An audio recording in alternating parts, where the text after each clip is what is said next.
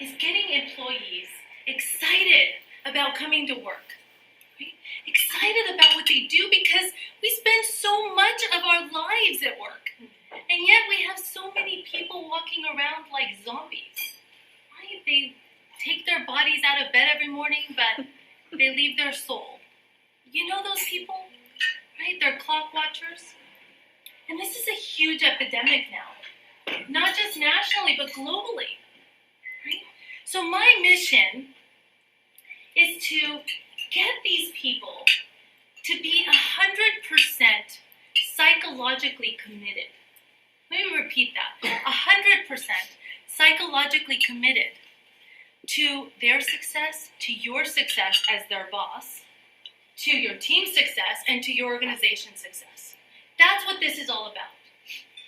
But you know, it's really harder than ever now to authentically engage and mobilize folks. Why do you think that is? Why is it harder than ever? Yes, Jackie. Distractions. Distractions. Tell me more. Social media. Okay, The social phones, media. The Yes. texting, the Facebook. Technology. Yep.